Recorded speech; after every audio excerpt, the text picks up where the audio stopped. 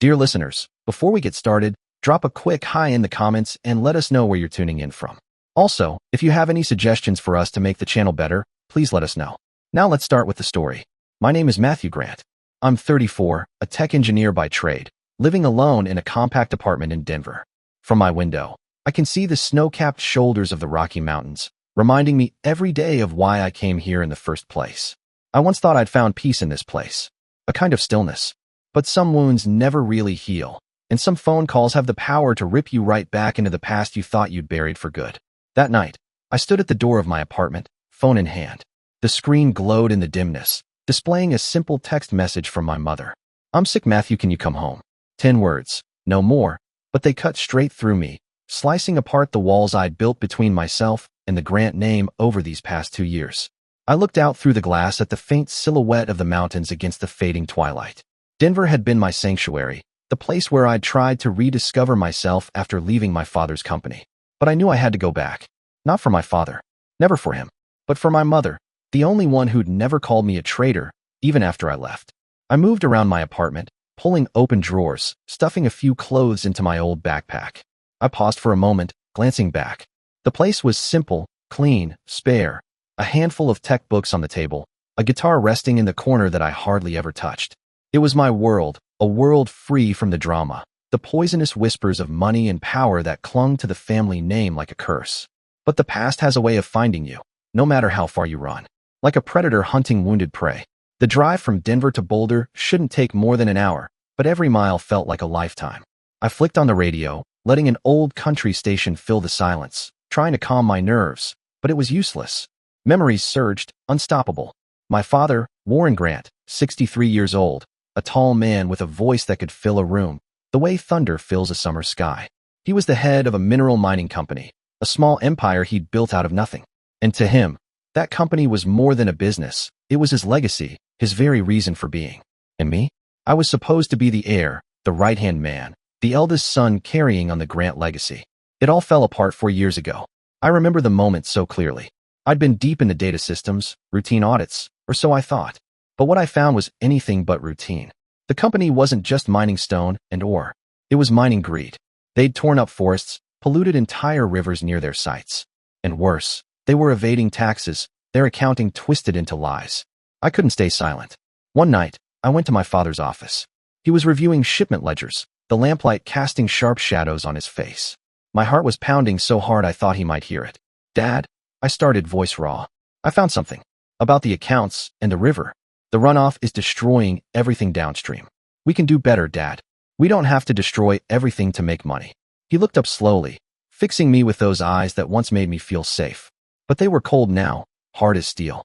"What do you think you know about this world, Matthew?" he asked, his tone low and deadly calm. "Do you think businesses survive on ethics?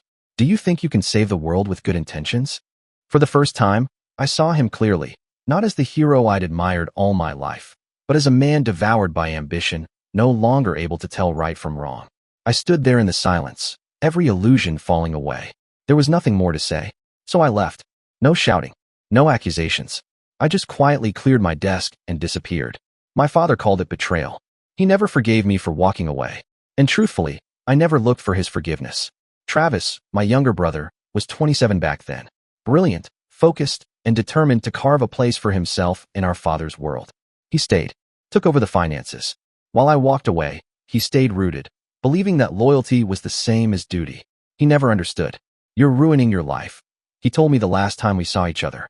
He looked at me like I was the one who'd lost his way. I didn't respond. Because some things can't be explained, not when your heart already knows what's right, but the words fall apart before they can carry that truth to anyone else. As I drove into Boulder, the sun had begun to slip behind the trees. The streets were familiar, each turn etched into memory. Wooden houses stood nestled among the tall pines, their windows glowing with the quiet of early evening. And then there it was, the Grant home. 2 stories of stone and wood, ivy curling up one side of the porch. A sprawling garden out front, wild now, but still holding the shape of my childhood. I could almost see my younger self darting between the hedges, laughing, scraping knees. The garage door was open. My father stood there in a checkered shirt, sleeves rolled, holding a wrench as he leaned over the engine of an old truck. The same one he used to let me ride in when I was 5. He looked up when he heard the car. His eyes met mine. No smile, No, not. Just silence. A silence that said more than words ever could. Matthew, he said at last. His voice was low, even, devoid of emotion. I stepped out of the car and shut the door behind me. I'm back, I said, holding his gaze. For Mom. He gave a small, grim nod, then gestured toward the house. The doctor says she needs rest. Cancer. Stage 2. But she's tough. You know that. I nodded. Yeah, I know. Then I walked past him, brushing close enough to smell the old scent of motor oil and sweat that always clung to him. It felt like pushing through stone, cold, solid, immovable. Inside, the faint smell of disinfectant hung in the air. It hit me immediately, blending with something else, chamomile, maybe. My mother lay on the couch in the living room, thin and pale. Too thin. Her skin looked fragile, stretched. But her hair was still neatly tied back, and her eyes, God, her eyes, still sparkled like they used to. Matthew, my boy. Her voice was soft, but it carried across the room like a hymn. She reached for me, and I knelt beside her, taking her hand. It was cold, but her grip had strength. As if she was trying to hold me there, ground me in that moment. I'm sorry I didn't come back sooner, I said, swallowing the lump in my throat.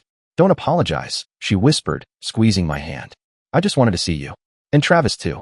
Our family needs to be together. I nodded, though I knew too well that family wasn't a simple word anymore. Not in this house. That evening, Travis arrived with his wife and their son, Eric, 5 years old and beaming with unfiltered joy. Travis looked older than I remembered. A few strands of gray now ran through his hair, and the lines around his eyes had deepened. But his smile was still warm, still honest. It's been a while, big brother, he said, pulling me into a quick hug. It was awkward, brief, but real. Before I could respond, Eric ran straight at me and threw his arms around my leg. Uncle Matt, he shouted, his small voice full of excitement. I laughed and picked him up. The tension I'd carried with me from Denver melted just a little in that moment. He wrapped his arms around my neck and didn't let go. But then I looked over Eric's shoulder and saw my father, seated at the head of the long, oak dining table, watching, waiting. And I knew this meal wouldn't be easy. Dinner was tense. My mother, trying to lift the weight in the room, brought up old stories, childhood memories, family camping trips, that time I got lost in the woods and Travis cried until we were both found. She smiled as she spoke, but I could hear the effort behind it. My father sat in silence. He chewed mechanically, eyes occasionally flicking toward me, as if he wanted to say something, or maybe was daring me to. Travis talked more than usual, his voice quick, upbeat, filling the air like patchwork to keep it from tearing apart. The company's expanding, he said eagerly, reaching for another helping of mashed potatoes. We just signed a big deal with a partner in Nevada. Dad thinks this could be our breakthrough year. I nodded but said nothing. I didn't want to dredge up the past. I didn't come back to start another war. My only goal was to be there for my mother, to give her peace, not more pain. But then my father spoke. His voice cut across the table like ice. Are you going to ask about the company, Matthew? He said, not even looking at me directly. Or are you still too busy with your Save the World projects? The table froze. Silence swelled like a tide. My mother turned her head toward me, eyes pleading, almost begging me not to respond. Travis stopped chewing. His fork hovered in midair, as if suspended by the tension in the air. I took a slow breath, steadying myself. My chest tightened, but I kept my voice even. I'm doing my work, Dad, I said quietly. I have no intention of interfering with yours. He let out a short, bitter laugh. Of course. You're good at running away. You think you're noble for leaving, but you're just an ungrateful kid. Warren, my mother said softly, but there was iron behind it. That's enough. I stood up, pushing the chair back gently. I didn't look at him. Excuse me, I said to my mother. I'll be outside for a while. She gave me a faint nod, her lips pressed together, trying to hold the family together with nothing but hope and thin threads of love. I walked away without looking back, but I could feel it, his eyes burning into my back like coals. I knew he'd never forgiven me, and if I was being honest, maybe I'd never forgiven him either. That night, I stayed in my old room. Nothing had changed, not really. The same posters still clung to the walls, a little faded now. A bookshelf half filled with tech manuals and childhood fantasy novels. A few framed photos, Travis, Mom, and me, all smiles on some beach trip from years ago. It felt like walking into a memory that no longer belonged to me. But sleep never came. I lay there staring at the ceiling, my mind churning.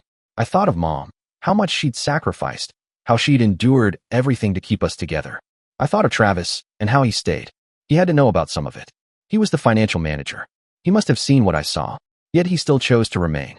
And I thought of my father, the man I once worshipped. Now just a shadow of that image, consumed by ambition, unreachable. The next morning, I got up early. I didn't want another confrontation. I didn't want to sit at that table again and see the tension crack my mother's face. So I decided to clean the garage. Something simple, something helpful, something that would make her smile. The garage hadn't changed either. Dust hung in the air like time itself had settled. Old tools, boxes stacked in the corners. Half-finished projects from the days when my father still worked with his hands instead of just signing checks. As I cleared space behind a stack of tires, something caught my eye. A metal box, scuffed and partially buried under old rags and rusted tools. It took effort to pull it free. The latch was stiff, and my fingers hesitated. But curiosity got the better of me. Inside was a hard drive. An old one. Heavy. Industrial. The kind the company used for backup data storage. There was a sticker on it, faded but legible. The company logo, and beneath it, written by hand. Accounting 2018 to 2020. My heart skipped. I knew I shouldn't. I knew this wasn't mine to look at. But my hands moved before my mind could catch up. I took the drive upstairs to my room and plugged it into my laptop. What loaded made my blood run cold. Folder after folder. Financial records, internal communications, export logs. And then, emails. Dozens. Hundreds. I opened one. Then another. My eyes scanned faster and faster, my pulse pounding in my ears. Bribes to local officials. Falsified reports to manipulate tax audits. And then I saw it. An internal message chain from 6 years ago, tagged urgent. It detailed a mining accident. A worker had died. But instead of reporting it, the company paid the family quietly. Covered it up. Suppressed the incident. I sat there, staring at the screen, unable to move. It felt like the world had shifted under my feet, like I was sliding into something dark I couldn't climb out of. I copied everything onto a USB. My hands trembled the whole time. I didn't want a scene. I didn't want to destroy what little piece my mother had left. But I knew then that things had changed. For good. When I returned the hard drive to the box, I didn't put it back exactly as I found it. I left it just slightly out of place, just enough for my father to know someone had touched it. I wanted him to know. I wanted him to feel the pressure just like I felt it, gnawing at me, crushing me from the inside out. The next morning, I woke up with a heaviness in my chest, like a stone pressing down on my lungs. I walked into the living room to find my mother still lying on the couch, frail, smaller than I remembered. But when she saw me coming in with a cup of coffee, she managed a smile. "Did you sleep well, my boy?" she asked, her voice soft and tired. I lied. "Yeah, Mom. I slept okay." But the way she looked at me, that deep, knowing way, I knew she didn't believe a word of it. She'd always seen right through me, even as a kid sneaking out past curfew. I sat down beside her, talking about my life in Denver, the technical projects I'd been involved with, a software optimization I'd led last year.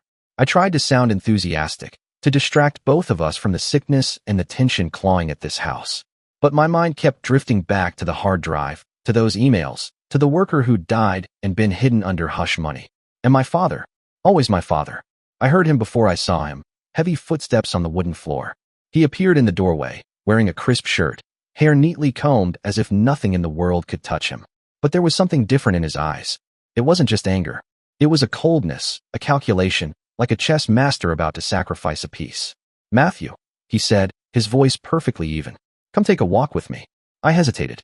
Everything in me wanted to refuse, to stay beside my mother, where it was safe. But then I saw her looking up at us, that thin hope in her eyes, hope that maybe, just maybe, we could be father and son again. So I nodded. We stepped outside into the backyard. Tall pines cast long shadows over the patchy grass, their needles stirring with the faint breeze. The morning air should have felt fresh, but I felt like I was breathing through a wet cloth, suffocated by the truth that hung between us. My father walked ahead, hands buried in his pockets, each step slow, measured, as if he was assembling the right words one by one. Finally, he spoke without turning around. "What did you find in the garage yesterday?" My heart kicked hard against my ribs. He knew. He must have seen the hard drive out of place. I swallowed, trying to keep my voice even. "Just cleaning up, Dad." The garage was a mess. He stopped and turned to face me, and the sharpness in his eyes made me flinch. "Don't play smart with me, Matthew," he snapped. "You think I don't know you've been rummaging through things?" I paused, holding his gaze. He was probing, trying to corner me, but I wasn't going to let him do that. "If you're worried about what I found," I said, steady but cold, "why don't you just say it?" A humorless, dry laugh escaped him. "You always think you're right, don't you? You think you can dig up the past and stand there judging me." His face tightened, his jaw flexing. "But you don't understand, Matthew. The world doesn't work the way you want it to." I felt the anger rise in my throat, hot and unstoppable. "Does your world work by covering up someone's death?" I blurted, the words like a bullet tearing through the thin layer of civility. He froze for a fraction of a second, his face shifting into something dark and dangerous. Then he stepped closer, voice dropping low enough that only I could hear. "You don't know what you're getting yourself into, son," he hissed. "If you're smart, you'll forget what you saw. For the sake of all of us." He let that hang in the air, then turned and walked away without another word. I stood there, my feet glued to the ground, the morning chill wrapping around me, but I felt no relief, only a crushing weight on my chest. His words weren't just a warning. They were a threat. As the wind rustled through the pine trees, carrying the damp scent of needles and earth, I felt like the whole world was pressing in on me, closing off every exit. I knew, right then, I couldn't stay here much longer. It wasn't safe. Not now, when my father had sensed that I knew too much. I returned to Denver the next morning, the winding roads blurring beneath the wheels of my car while my mind churned. It felt like I was leaving one battlefield only to step into another, carrying a secret that could shatter everything. When I stepped back into my apartment, everything was exactly as I'd left it, small, neat, the same thin morning light pouring through the window. It fell across the bookshelf, picking out a fine layer of dust I'd been too distracted to notice before. I dropped my backpack near the couch and went straight to check the USB, hidden in a narrow compartment in my desk. The tiny drive felt heavier than it had any right to be. Inside, the documents were like a live grenade, and I knew one wrong move could set it off, tearing through my life and taking my family down with it. I sat at the table, opened my laptop, and tried to drown myself in work. A software patch for a Denver startup, a simple routine project, normally the kind of task I could lose myself in. But my mind refused to cooperate. Every line of code blurred with images from Boulder, my father's cold, calculating stare, the veiled threat in his voice, and my mother, her frail body on the couch, still trying to hold us all together even as her own strength slipped away. I couldn't stand it anymore. I picked up my phone and dialed Derek, my old friend and a prosecutor I trusted. When he answered, I hesitated for a moment before saying, "I have something, Derek. Something sensitive. I can't go into details yet, but I need your advice." He was silent for a beat. Then his voice came through, steady but worried. "What are you getting yourself into, Matt?" "Nothing good," I admitted, my voice cracking just slightly. "If this is big, you need to protect yourself," Derek said, his tone shifting into a practiced calm I'd heard before when he handled tough cases. "Send me a copy of the data. Let me take a look." I closed my eyes. Sending him the data would mean no turning back. It would mean a guaranteed investigation. My father, the company, everything would burn. And Mom, I didn't know if she could survive watching her world collapse. "Okay," I finally said, voice low. "I'll think about it. I'll send it to you soon." "Don't wait too long," Derek warned. "Be careful." I ended the call but couldn't shake the unease. For the next few days, I tried to live like nothing had happened. Work, meetings, a quick coffee run, a few late-night coding sprints, the ordinary routine. But the fear never left. I started noticing things. A black truck parked near my street, idling far longer than it should have. A phone call where no one spoke, only breathing on the line before a click. And the creeping, prickling sense that eyes were on me every time I stepped outside. I tried to tell myself it was paranoia. Maybe I was seeing ghosts. But after that conversation with my father, I couldn't be sure of anything anymore. What was real? What was just fear? My 34th birthday was approaching. I hadn't planned anything. A quiet night alone, a simple dinner and a glass of wine, maybe an old movie on Netflix. That was celebration enough for me. Then my phone rang again. It was my mother. Even through the connection, her voice was weak but full of worry. "Matthew, my boy," she began, trembling just a little. "I know you like being on your own, but a birthday should be spent with family." Her words ached in my chest. She continued, "I worry about you, all alone in Denver. It must be lonely. Invite Travis and his family over, okay? I want you to be happy on your special day." I wanted to tell her it was fine, that solitude was something I'd grown used to, even learned to love. But hearing her voice, every word a plea not to let us drift further apart, I couldn't say no. I took a deep breath, nodded even though she couldn't see me, and forced a smile she couldn't hear. "Okay, Mom, I'll have them over." After we hung up, I picked up my phone again and called Travis. His place was about a half hour from mine, and I knew he'd never pass up a chance to pull me back toward the family orbit. "Your birthday, huh?" Travis said with an easy laugh. "Count us in. I'll bring Samantha and Eric." He sounded genuinely excited. "Eric's been dying to see Uncle Matt." I smiled over the phone when Travis said Eric was excited, but inside, a weight still sat on my chest. Travis was my father's man now, his right hand, the loyal son who never left. I couldn't help wondering if he was watching me for Dad, whether they had some quiet arrangement to keep tabs on the wayward son. The day of my birthday came. A clear Saturday, bright sunlight flooding through the window, catching the dust on the floorboards and making it shine like gold. I tried to tell myself it was going to be a good day. I went through the motions. Straightened the stack of technical books, wiped down the counters, scrubbed a few coffee rings off the table. I even went out and bought some balloons, mostly for Eric. I couldn't disappoint him. When they arrived that afternoon, the tension eased for just a moment. Travis's grin was wide, Samantha's smile genuine, and Eric barreled straight into my legs like a tiny missile. "Uncle Matt, I brought cookies for you," he shouted, proudly holding up a crumpled paper bag. I laughed and scooped him up, feeling something warm spark in my chest. "Cookies? You're the best, buddy," I told him, giving him a gentle squeeze. Travis clapped me on the shoulder, that same easy brother pat we'd shared since we were kids. "Happy birthday, man," he said. Samantha leaned in to give me a hug, adding, "I brought your mom's casserole recipe. She insisted I make it." Hearing that made my heart twist, but I nodded. "Thanks. She'll be glad you remembered." We settled around my small kitchen table. For a while, things almost felt normal. Travis started telling stories, the same old ones, about how we'd driven Mom insane lighting backyard fireworks, about the time I convinced him to jump off the shed into a kiddie pool. Eric giggled, cheeks stuffed with cookie crumbs, eyes wide with wonder at the idea of us being kids once. I tried to let myself laugh, to loosen up, but every time my mind flickered to Dad, to Boulder, to those files on the USB, a chill crawled down my spine. Even though he wasn't there, I could almost feel him, pulling strings, watching from afar. Around 9 o'clock, the doorbell rang. I wasn't expecting anyone else. I thought it might be a neighbor or a friend, but when I opened the door, there was a delivery guy standing there holding a big silver-wrapped box. "For Matthew Grant," he said, handing me a clipboard to sign. I took the package, thanked him, and set it on the table. Travis and Samantha leaned in, curious. "What is it?" Travis asked. I peeled off the silver paper and lifted the lid. A chocolate cake, perfectly frosted, with delicate sugar flowers in red and white. Beautiful, too beautiful. A small card was tucked inside. "Happy birthday, Matthew." No name, just those words. But the handwriting, something about it looked familiar, a ghost of memory from my father's business circles, maybe one of his old associates. A cold unease rose in my chest, but I forced a smile so no one else would see it. "Wow, that's gorgeous," Samantha said, leaning closer to admire it. "Who sent it, Matt?" I swallowed, trying to keep my voice level. "Probably an old friend," I lied. "Not sure exactly." Eric was practically bouncing in his seat, eyes wide.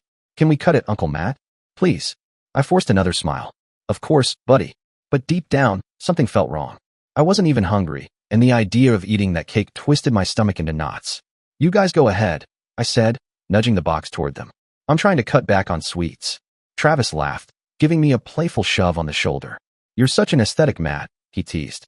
Then he dug the knife in and served a big slice for Eric, who attacked it with both hands, frosting spreading across his cheeks like war paint. Samantha politely declined. "I'm not big on chocolate," she said, so Travis had a slice too, telling me I was missing out on the best part of my own party. I sat there, pretending to sip water, trying to look relaxed. But my eyes kept drifting back to the cake, the handwritten card, the too perfect icing. Every bite they took made something crawl down my spine. The evening carried on.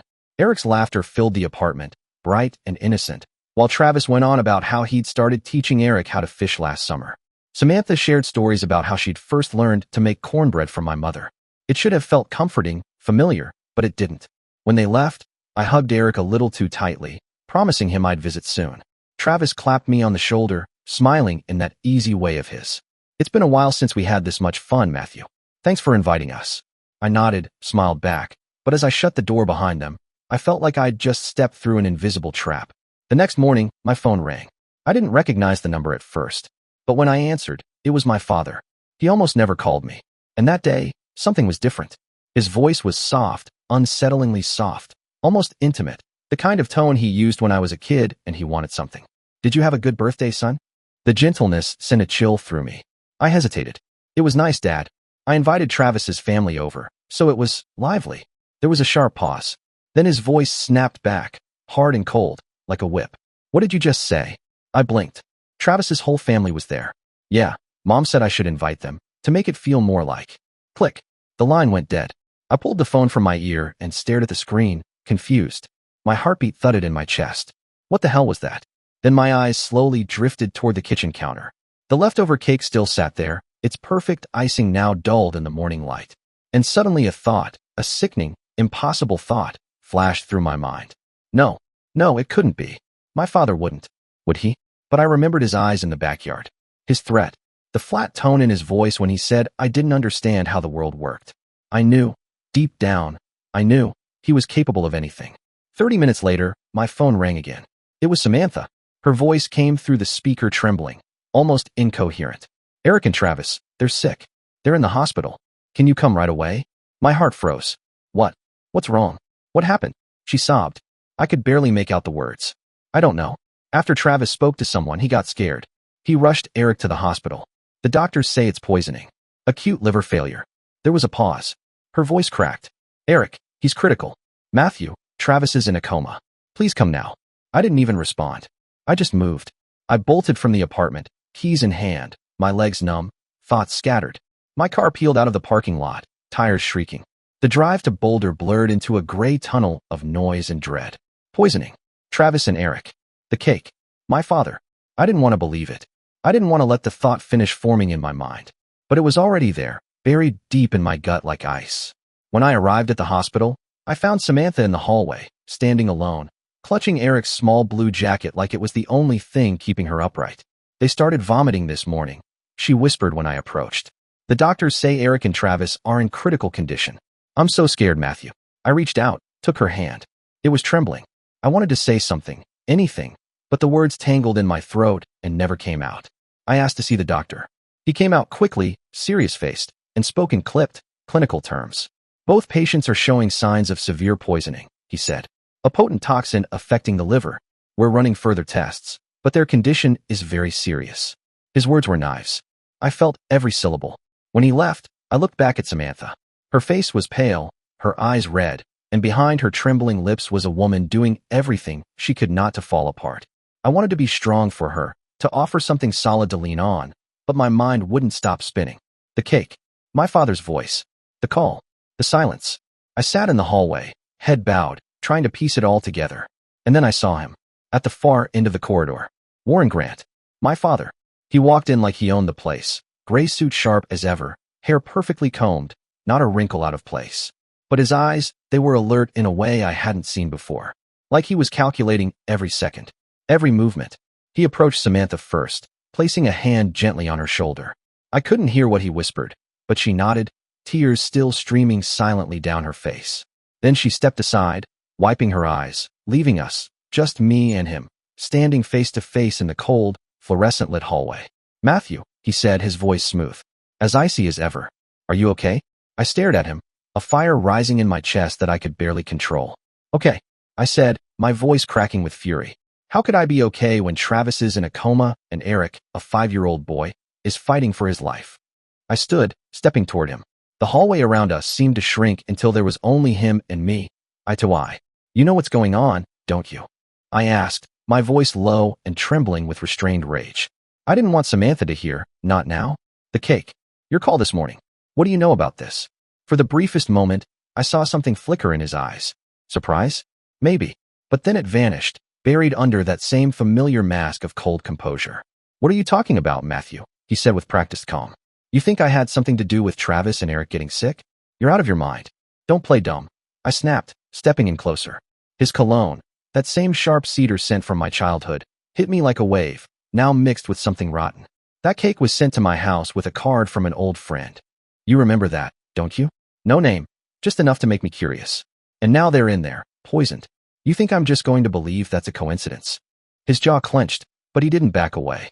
You're accusing your own father without evidence, he said, the warmth stripped clean from his voice. You think I'm a monster who'd harm my own son and grandson? Do you really think I'm that evil? His words hit me harder than I expected. I wanted to say no. God, I wanted to believe he couldn't. That despite everything, the corruption, the cold ambition, the threats, he'd draw the line at this. But then I remembered the hard drive, the bribes, the cover-up, the accident they buried, and his words in the backyard, quiet and razor-sharp. You don't know what you're getting yourself into. I remembered the way he paused during the call this morning when I mentioned Travis and Eric. The shift in his voice, the silence. It wasn't a coincidence. You told me to forget what I found, I said, my tone controlled but cutting. You said it was for the good of all of us. But who's good, Dad? Yours? The company's? Or the secrets you're trying so hard to hide? He shook his head, lips tight, his eyes cold as glass. You don't know what you're talking about. You're letting paranoia eat you alive. I'm here because I'm worried about Travis and Eric, not to listen to your baseless accusations. I wanted to shout. I wanted to shove him against the wall and force the truth out of him. But I knew it wouldn't work. This wasn't a man who confessed. This was a man who buried the truth deep enough that even guilt couldn't reach it. And with Samantha just down the hall, holding her breath in despair, and my mother at home, too weak to stand, I couldn't afford to lose control. I took a deep breath, met his gaze and held it. I'll find the truth, I said, voice low and steady. And if you're involved in this, I swear I won't let you get away with it. He didn't blink, didn't flinch. He just stared at me for a long, silent moment, eyes blank, face carved from stone. Then, without a word, he turned and walked away, heading down the hall toward Travis's room, like nothing had happened. I stood there, heart pounding, fists clenched, every breath thick with anger and helplessness. I couldn't stay, not with the sterile air, the faint scent of antiseptic and fear, and his presence like a stain on the walls. I left the hospital without another word. The drive back to Denver was a blur, my hands tight on the wheel, the road rushing past like time itself wanted to escape what was happening. I didn't know what I believed anymore. Part of me still wanted to think my father wasn't capable of such horror. But the signs were there, every one of them pointing to him. The cake, the card, his tone on the phone, and worst of all, the fact that I, not Travis, might have been the intended target back at my apartment. I checked what was left of the birthday cake. It sat there in its silver box on the kitchen counter, some of the frosting melting under the faint warmth of the afternoon sun. It looked innocent, harmless, but the sight of it made my skin crawl. I didn't dare touch it with my bare hands. I found a large Ziploc bag in the drawer, carefully lifted the cake with a spatula, and sealed it tight. The card with its cryptic from an old friend, signature still gave me chills, so I slipped that in too. I called Gavin, an old friend from my university days who now worked as a lab technician in a small Denver facility. I need you to test something for me, I said, trying to steady my voice. Gavin could hear it instantly. Matt, you sound shaken. What kind of test? I closed my eyes for a second, forced myself to say it. I suspect it's poisoned. I need you to run a full tox screen, as fast as you can. There was a long pause on the line. Bring it over now, Gavin finally said. No hesitation. I'll prioritize it. Just be careful. I drove to the lab with my heart pounding against my ribs. When I handed over the sealed bag, Gavin took it gingerly, frowning as he glanced at me. You okay? He asked quietly. How serious is this, Matt? Very serious, I answered. I couldn't explain. Not yet. The words were too heavy, too dangerous. Just test it, Gavin. Please. He nodded, eyes narrowed with worry. I'll call you the second I have anything. 3 days later, Gavin called. I was in my apartment, staring at the USB drive on the table, the documents from my father's company like a sleeping bomb in my hands, when the phone rang. Matt, sit down, Gavin said. His voice trembled. My stomach dropped. What did you find? He blew out a shaky breath. I tested the cake. There's poison in it, a menin. It's a highly toxic compound from certain mushrooms. Odorless, tasteless, almost impossible to detect. It attacks the liver, causes acute liver failure. My throat went dry. How much was in there? The dose, Gavin said, swallowing hard, was enough to kill. My blood went ice cold. A menin. I wasn't a chemist, but I'd heard of it. Rare, potent, absolutely not something you'd ever find by accident in a cake. Someone had put it there on purpose. And deep down I knew. That cake was meant for me. If I hadn't been avoiding sweets, if I hadn't pushed it toward Travis and Eric, I'd be the one lying in a hospital bed, or worse. I closed my eyes, the image of Eric giggling with chocolate smeared on his face crashing into me, and Travis teasing me about my diet. My hands started to shake. Thanks, Gavin. I managed to say, my voice dry as paper. Send me the full report, okay? Yeah, of course, Gavin replied, worry still thick in his voice. Matt, be careful. I will, I said, though I barely believed it myself, and hung up. I slumped into my chair, burying my face in my hands. The weight of it, everything, pressed down on me until I thought I might break. My father. Could he really have gone this far? Tried to kill me, his own son? The hard drive. The documents. The cover-up. The cake. Yes, he could. I couldn't let him bury this. Not this time. My hands steadied with a cold, final resolve. I plugged the USB into my laptop, pulled up the folder, and gathered every file. The hidden accounts, the emails about bribes, the report on the fatal mining accident. Then I added Gavin's lab report on the poison. Everything.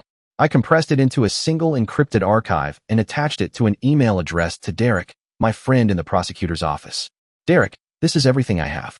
Documents from my father's company, and the lab report on the poison in the birthday cake. My brother and nephew are in the hospital because of it. I trust you'll know what to do. Thank you. I hovered a second over the send button, then clicked it. A weight lifted off me, but another, heavier, colder, settled on my shoulders. I had just put my father squarely in the crosshairs of the law. His empire could collapse. My mother, what would she do when she found out? When she learned what her husband truly was? I couldn't stop. Not after what he'd done. Not with Travis and Eric fighting for their lives. I slipped the USB into a locked drawer, key turned tight, and sat down. Outside the window, the Rocky Mountains loomed in the twilight, jagged against the fading sky. But this time, they brought no sense of peace. I thought of my mother, how she spent her life trying to hold our family together, even as her own strength slipped away day by day. I thought of Travis, my stubborn, warm-hearted brother. He'd always fought hard for what he believed in, even if we stood on opposite sides. Now he lay motionless in a hospital bed, his strong voice silenced, his body still. And Eric, that radiant little boy with the wild laugh and sticky fingers, now had machines breathing for him. I clenched my fists, nails biting into my palms until the pain forced me to stop. I couldn't fix any of it, but I could trust Eric. He knew the law. He knew how to dig deep, how to make power answer for its sins. And I knew, in my bones, that he wouldn't let this go. The days that followed blurred together. The Denver startup I worked for was in a crunch phase, deadlines looming, clients breathing down our necks, and I buried myself in code, in meetings, in debugging sessions that stretched into the early hours of the morning. I didn't talk about Boulder. I didn't talk about my family.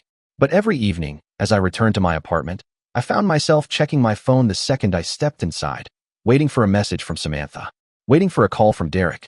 Samantha called every day. Her voice wore thinner each time. Eric's still critical, she said, trying to hold it together, but I could hear the tears just beneath the surface. The doctors say his liver's badly damaged. They don't know if. She choked back the rest. And Travis, he still hasn't woken up, Matthew. I don't know what to do. I'll come by tomorrow. I told her every time. You won't be alone. And I did. Almost every day. I drove back and forth between Denver and Boulder, the roads familiar now, mechanical. I brought her coffee, sandwiches, sometimes just a quiet place to cry. In Eric's room, I sat by his bed, holding his small hand, telling him stories about the old camping trips Travis and I used to take, the time we tried to build a treehouse and ended up falling in a creek, or how Travis once caught a fish with a shoelace and a paperclip. He didn't respond. His eyes didn't flicker, but I kept talking. I had to believe he could hear me. Travis was in the next room, surrounded by machines, monitors blinking like tired sentinels. Seeing him like that, my brother, the one who always kept moving, kept smiling, kept fighting, now still and pale, crushed me. Samantha sat between the rooms most days, dividing herself between her husband and her son. Her face was gaunt, her voice raw. "Thank you for coming, Matthew," she said one evening, barely audible. "I don't know how I'd get through this without you." "You're never alone," I told her, even as I felt like I was crumbling inside. I wanted to do more. I wanted to fix it. But all I could do was wait. For Derek, for the truth, for justice. I avoided my father. He called a few times, leaving voicemails, calm, rehearsed, as if nothing had happened. "Matthew, are you okay? Your mother's asking about you." I never called back. I couldn't talk to him. Not now. Not when I had that image of Eric in the hospital bed burned into my memory. Not when I knew what my father might have done. Every time I saw Eric's small body under those sheets, tubes running into his arms, anger flared in me like wildfire. I wanted to march into my father's office and demand the truth. Scream it out of him. But I knew it would be useless. He'd never break. He never had. 3 weeks passed like that. Grief, rage, helplessness. And then Derek called. "Matt," he said, his voice low, serious. But there was something else there, something like momentum. "We've gone through the documents you sent." I sat down, already bracing myself. "This is heavy stuff," Derek continued. "Bribes, tax evasion, internal communications that prove your father's company covered up that mining death." I swallowed hard. "So what happens now?" "We've opened a formal investigation," he said. "The FBI is stepping in." Relief and dread crashed into me at once. I gripped the phone tighter. "What about the cake?" I asked. My voice was hoarse, dry. Derek paused. "We're tracing the order," he said.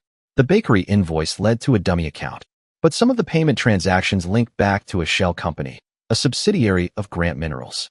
He took a breath. "We don't have direct evidence tying your father to the poison yet, but we're digging deeper. It's only a matter of time."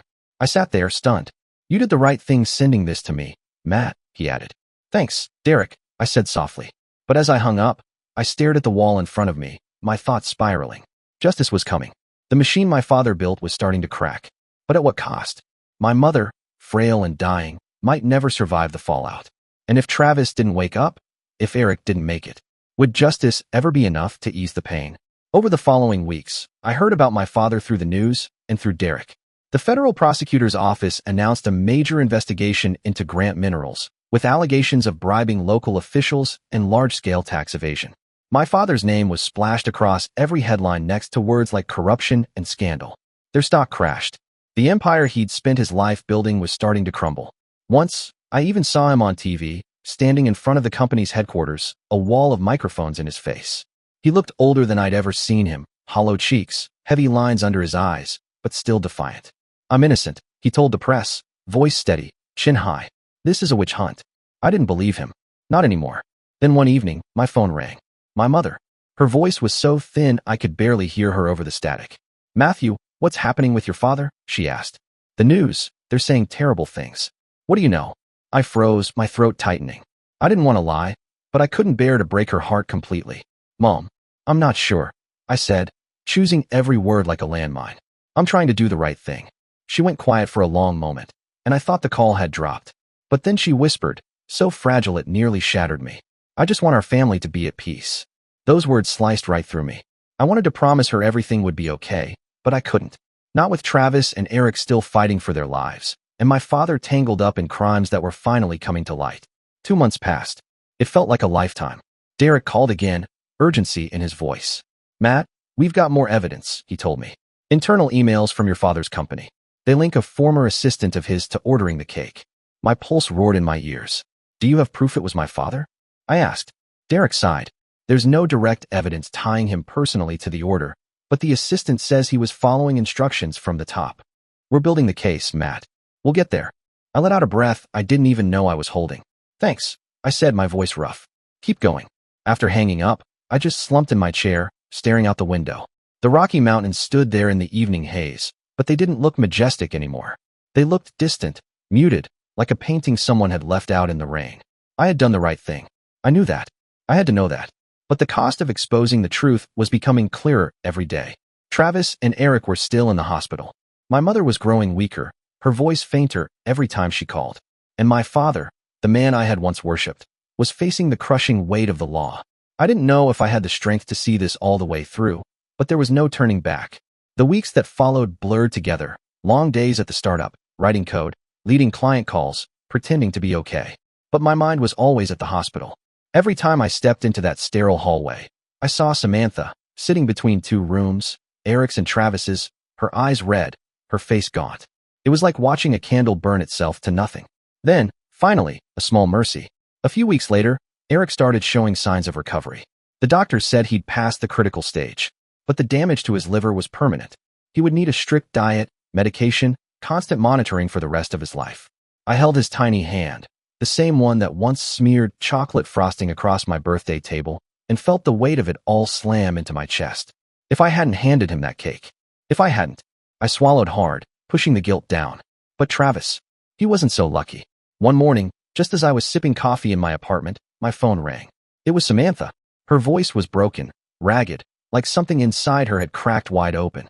Matthew. She choked out between sobs. Travis is gone. My heart stopped. Last night, she managed to say, the doctors, they said he wouldn't make it. His liver, it stopped functioning. It felt like the floor collapsed beneath me. I don't remember what I said to Samantha, only that I mumbled some hollow words of comfort, words that sounded like they belonged to someone else. Then I hung up. I sat there, alone in my apartment, staring at the wall as silence wrapped around me like chains. Travis, my brother, the one who always teased me about taking life too seriously, the one who tried, in his own way, to understand me, was gone. Just like that. No goodbye, no warning. Gone. The grief didn't crash over me like a wave. It sank into me, cold and slow. I didn't cry, not because I was strong, but because the pain was so vast, so heavy, it left me numb. I drove to the hospital in a fog. When I arrived, Samantha was in the hallway, sitting on a plastic chair as if her body no longer knew how to stand. Her hands trembled in her lap. When she saw me, she broke down. I held her, her sobs shaking us both. I don't know what to do, Matthew. She kept whispering into my chest. I don't know what to do. I didn't have an answer. We held a small funeral for Travis a few days later, at a quiet home not far from where he used to live. My mother came, wheeled in by a nurse, her body frail and sunken like paper folded too many times. Her eyes were red, but no more tears came. She had cried all she could. My father didn't attend. He was under house arrest, waiting for his hearing. His absence didn't surprise me, but it still made the emptiness in the room feel heavier. Samantha stood with Eric, holding his tiny hand. He looked so small in his black suit, his tie askew, his shoes a little too big. He didn't really understand. Not fully. When we stood at the casket, I stared at the polished wood and thought about the last time Travis and I laughed together. I thought about the way he used to nudge me with his elbow when I got too serious. The way he joked that I'd end up a recluse with 1,000 books and no one to share them with. And now he was gone. I kept thinking, what if I had never invited them? What if I hadn't accepted that cake? What if I had taken the risk myself? I tried to suppress the guilt, but it clung to every breath. Meanwhile, Derek kept pushing forward. A few days after the funeral, he called again. His tone was more resolute than ever. Matt, we have enough evidence to charge your father, he said. I closed my eyes, listening. Bribery, tax evasion, the cover-up of the fatal mining accident. It's all verified. The FBI raided Grant Minerals and found backup documentation that matched what you sent us. I didn't say anything. I just waited. As for the cake, Derek paused. We don't have direct evidence linking your father to the poison yet, but the person who ordered it, a former assistant of his, says he was following instructions from the top. We're building the case to bring him to trial. Thanks, I murmured, my voice flat. Do what you have to do. Under federal law, Derek explained, the charges against my father were serious, bribing federal officials, large-scale tax fraud, and concealing a fatal workplace accident. Each one carried a potential sentence of up to 7 years, not to mention fines in the millions. If they prove the cover-up directly led to harm, especially now, with Travis dead and Eric injured, my father could face even more time. Grant Minerals, the monument to his ambition, was collapsing. Their stock was in freefall. 80% of its value gone in weeks. Contractors were cutting ties. Government agencies were distancing themselves. The press swarmed the story, labeling it one of the most egregious corporate scandals in recent Colorado history. One headline in the Denver Post stopped me cold. Grant Minerals, an empire built on blood and corruption. I read it in silence, the words sinking in. My father had lost everything, his empire, his power, and his freedom. But Travis was still dead. Eric still faced a lifetime of medication and doctor visits. And my mother, she was still slipping away. One afternoon, a few days after the funeral, I visited her. She lay in bed, her skin pale and papery, her eyes sunk deep but still faintly lit by something. Maybe love, maybe pain, maybe both. She looked at me and smiled faintly. Matthew, she whispered, reaching out her trembling hand. I took it gently. I know what you did, she said. Those documents, you gave them to the police, didn't you? I lowered my gaze. I had to, Mom. I couldn't let it go on. She didn't speak at first. Then she squeezed my hand, surprisingly strong for someone so weak. I don't blame you, she whispered. But I wish our family didn't have to be like this. Her words were a knife. I wanted to say I was sorry. I wanted to explain that I had no choice. But nothing I could say would take back the cost of the truth. So I just sat there beside her, holding her hand, listening to the faint rattle of her breath. And I feared that the truth, the justice I fought for, would be the final blow to push her away. A month later, my father went to trial. I didn't go. I couldn't stand the thought of seeing him sitting there in the defendant's chair, dressed in a suit that once commanded respect, now just cloth draping a man whose empire had crumbled. I didn't want to hear his excuses, his attempts to justify what he'd done, or worse, watch him pretend he was a victim. Derek called me afterward. His voice was steady but tired, carrying the weight of months of legal battles. Matthew, he said, it's over. I sat on the couch, clutching the phone so tightly. What happened? He stayed calm. Derek told me, but his eyes were different this time. No arrogance, just defeated. I closed my eyes, letting the words settle. He was sentenced, Derek went on. 12 years in federal prison for bribery and tax evasion. Another 3 for covering up the mining accident. I took a slow breath, trying to process it. What about the poisoning? I asked. Derek sighed. Not enough evidence yet. His former assistant still won't talk beyond vague instructions, and the money trail is thin. But the case is open. We'll keep digging. A silence fell between us, and for a second I almost felt sorry for my father. Almost. But then I remembered Travis. I remembered Eric lying in a hospital bed. I remembered my mother, so fragile she could barely lift her hand, asking me why our family had to fall apart. Thanks, Derek, I finally said, my voice hoarse. For everything. Take care of yourself, Matt. He replied before hanging up. Grant Minerals officially declared bankruptcy not long after the sentencing. The name was plastered across every local news station. Grant Minerals collapses. Federal agents seize assets to pay debts. The mines closed. The employees were laid off. The heavy equipment that had once rumbled through the mountains was silenced forever. I read the headlines and felt an emptiness I hadn't expected. That company had once been tied to my identity, to my family's name. Even if I'd left it behind years ago, some part of me still carried the echoes of it. Now it was nothing more than scorched earth, the ashes of my father's ambition. I couldn't stay in Denver. Every block, every street corner reminded me of what I'd lost, reminded me of who I used to be, and what I could never be again. So I left. I packed up the apartment, stacked the few possessions that mattered, and drove west until the mountains gave way to the Pacific. A small town in Oregon called Atoria became my refuge. It wasn't glamorous, but it was quiet, perched on a bluff where I could watch fishing boats slip across the gray-blue waves. My new apartment was plain, a second-floor unit with squeaky floors and a sea view through windows streaked with salt. But it was mine, and it was far enough away from everything that had happened. I took a job at a renewable energy startup, helping develop software for offshore wind turbines. The work was steady, honest, and it kept my mind busy.